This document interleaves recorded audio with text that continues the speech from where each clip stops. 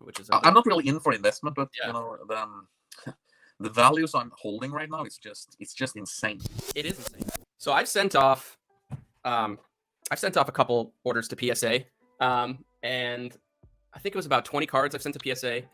The most notable cards was Pikachu Gold Star, which came back as a 10. I actually did pull that myself back in 2008 or 2009 from, was it the Legend Maker booster box? Yeah, that's a great set. The with the Mew EX. Yep, right. That's the Mew EX. That's a good one. I actually have the binder of the set. I have everything except the Gold Stars. Because what happened, I don't know. I saw this card and I saw $1,000 price tag on it, so I did end up selling it for $1,000 around 8 months ago now, and I regret it. And I totally regret it. It's crazy. It's been that with Pokemon, and it just goes up and up and up. That's the thing, right? How do you feel about that? I mean, the fact that it's almost safer to invest in than stocks in some regards, especially if we're talking about these older sets. Well, since I haven't really, I'm a buyer. I'm a collector. I'm not really an investor. I'm a collector, so I buy to hold long term. So I'll probably keep these cards till I go into the grave, so to speak, right? So I rarely sell anything. I'm a hoarder.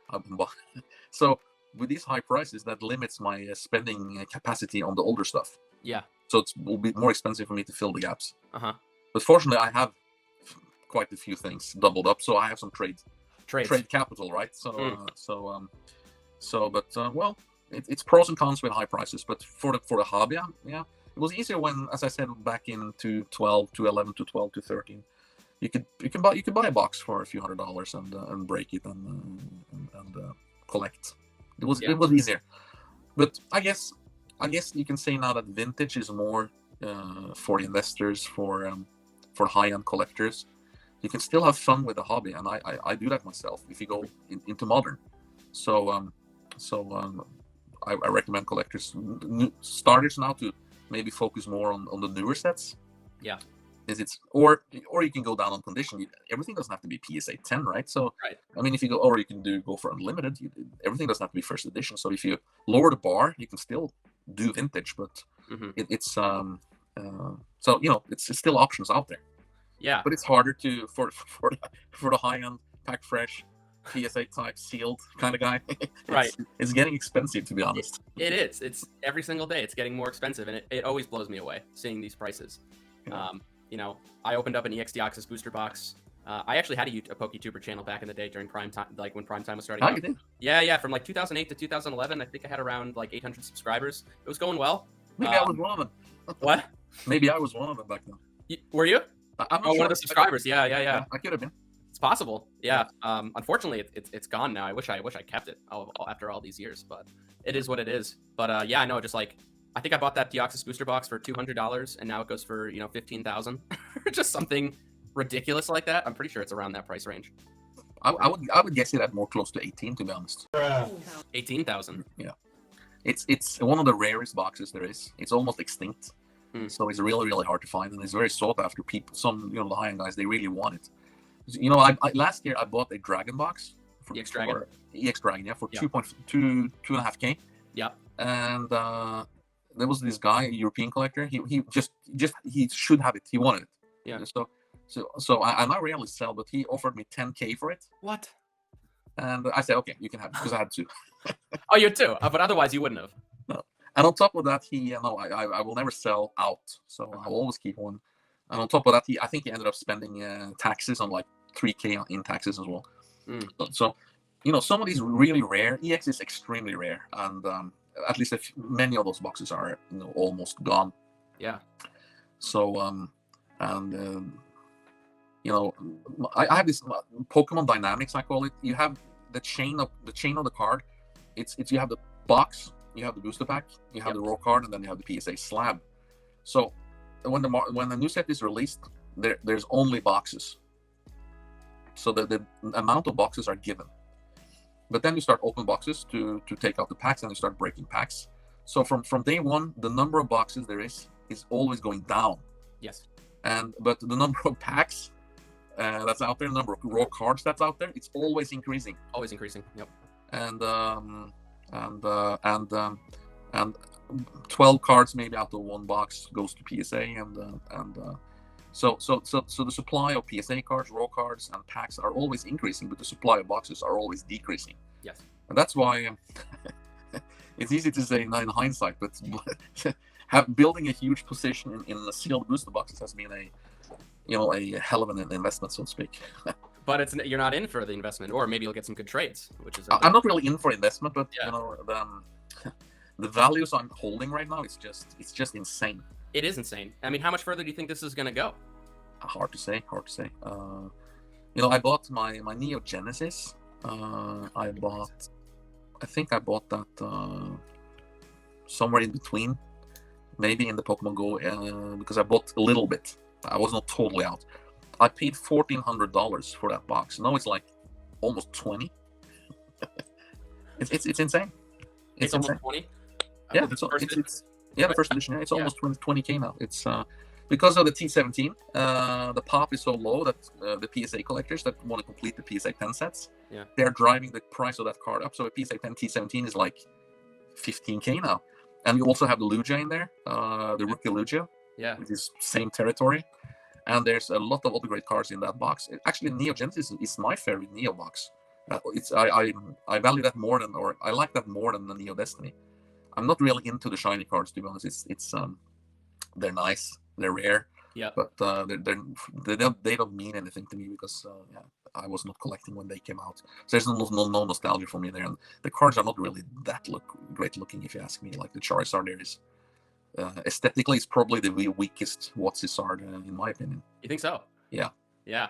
That's just my personal opinion. Of course. No, yeah. I value the older Sards higher. I'm not a fan of the Crystal Sard either. So, and anyway, that's the Crystal Guardians, Gold Star. No, the Crystal Charizard. Crystal Charizard from Skyreach. Yeah. Yeah, that one. I'm not a big fan of the Gold Star Charizard either.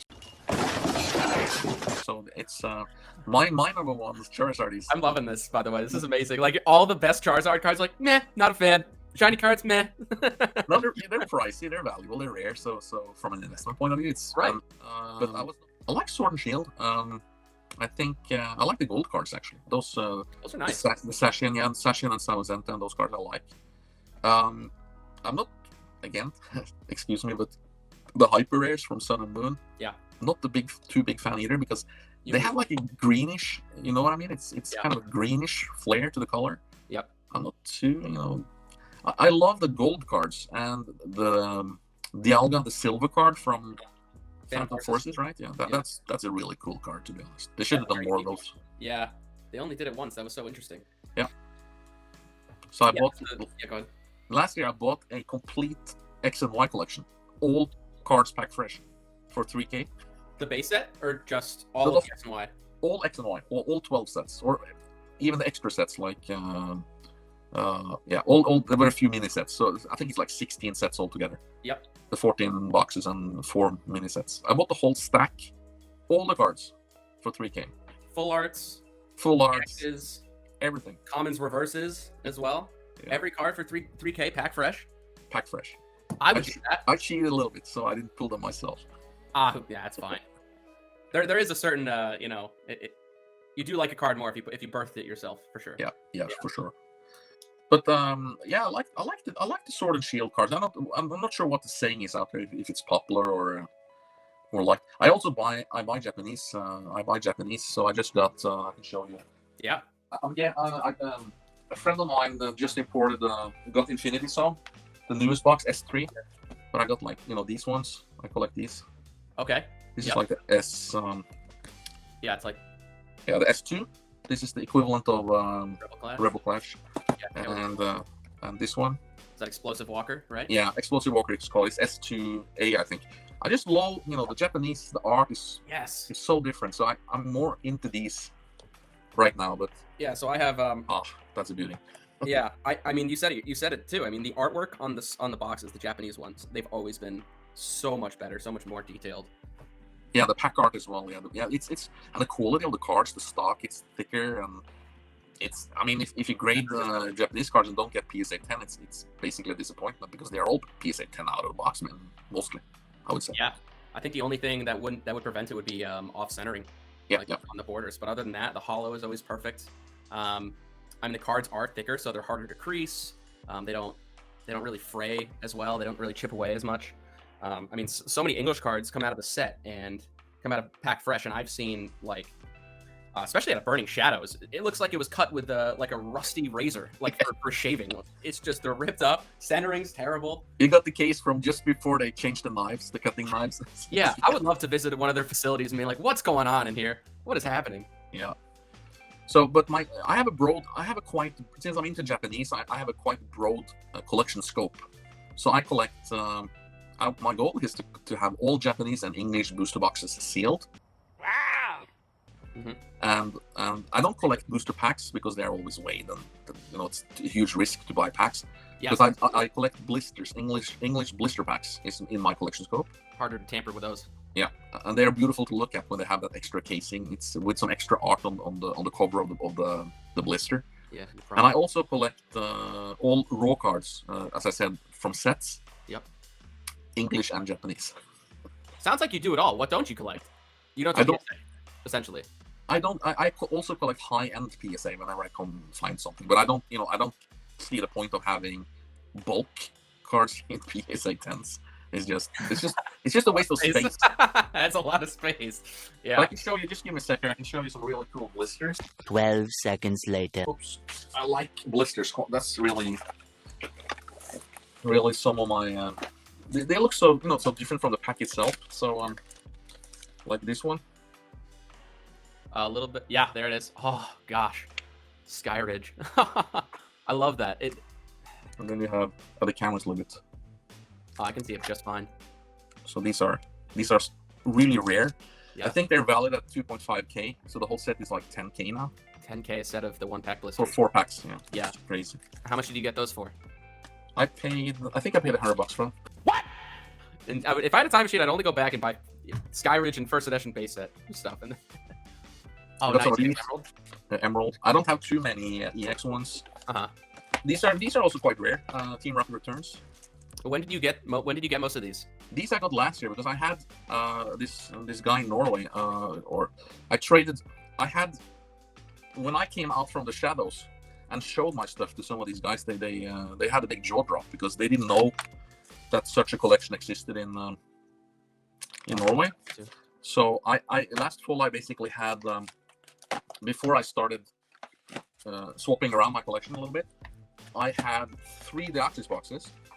I had 3 Team Rocket Returns boxes. Those are so rare, both of those.